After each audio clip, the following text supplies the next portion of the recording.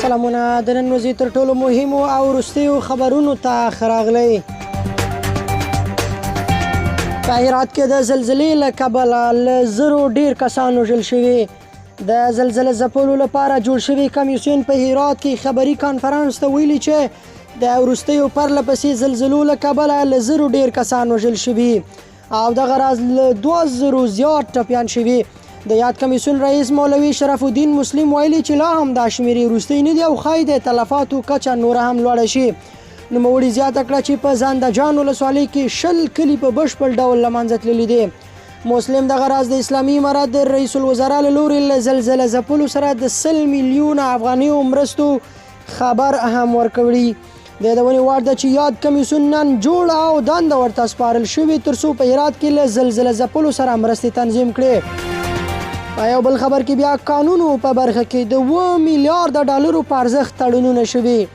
د قانون او پټرولیم وزارت وایي چې د روان کال په لومړیو شپږو میاشتو کې د ټول هیواد په کچه د 2 میلیارد ډالرو په ارزښت د قانونو د استخراج تړونونه ترسره شوي دي. د قانون وزارت د مسؤلینو په وینا د دې قانونو د اکتشاف مرحله پیل شوي او تر راتلونکي 2 کلونو به د استخراج بهیر هم پیل شي.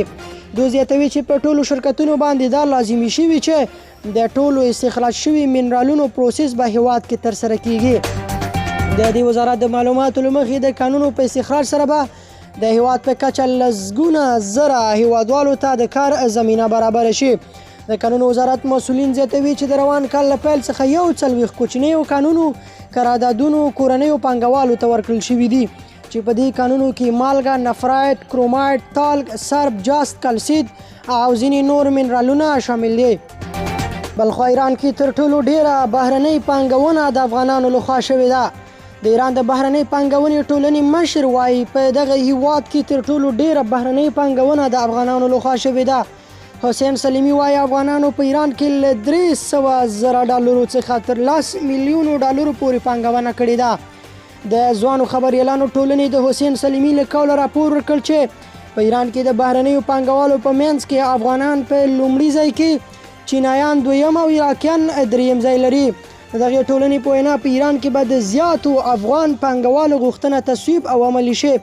حسین سلیمي وایي که څه هم په ایران کې بهرنیو پانګوالو ته جوازونه زیات شوي خو بیا هم دغه هیواد له ترکیه او د فارس خلیج له هیوادونو وروسته پاتې دی. پاکستان وایي که ناقانونه کډوال ونوځي جایدادونه به یې وترې ونیول شي. د پاکستان حکومت پریکړه کړې چې که تر ټاکلې نیټې بې قانونه کډوال له دغه هیواد ونوځي د جایداد او کاروبار پر ضد به هم ګامونه پورته شي. د پاکستان د کورنیو چارو وزارت 13 شنبه په دغه هیواد کې بې قانونه کډوالو ته د اکتوبر تر وروستۍ نیټې د وتلو لپاره وخت ورکړی دی. د پاکستان حکومت وايي په دغه هیواد کې 4.4 میلیون افغان کډوال اوسیږي چې 1.1 میلیون یې بې قانونه دي.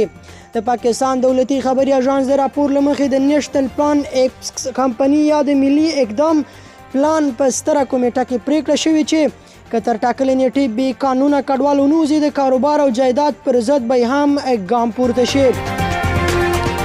پوتین او میرزایف افغانستان کې د سولې او ټیکاو غوښتونکي یو. په ماسکو کې د ولادیمیر پوتین او شوکت میرزایف تر لیدنې وروسته کرملین د روسیه او ازبکستان د ولسمشرانو ګډه خبرپاڼه خپره کړه. د دې خبرپاڼې په یوې برخه کې راغلي چې روسیه او ازبکستان په افغانستان کې د سولې او ټیکاو د رامنځته کېدو په برخه کې خپلو هڅو ته دوام ورکوي. شوکت میرزایف د 2 ورځو لپاره مسکو ته تللی او پرون یې له ولادیمیر پوتین سره وکتل. پوتین او شوکت میرزایف به خپله ګډه خبرپاڼه کې ټینګار کړی چې ملګري ملتونه باید په افغانستان کې د وضعیت په ښه کولو کې اساسي همغږي کوونکی رول ولوبوي. دغې خبرپاڼې په یوه بله برخه کې ویل شوي چې روسیه او ازبکستان د نژاد، توکم او مذهب پر بنسټ هر ډول تبعیض غندي.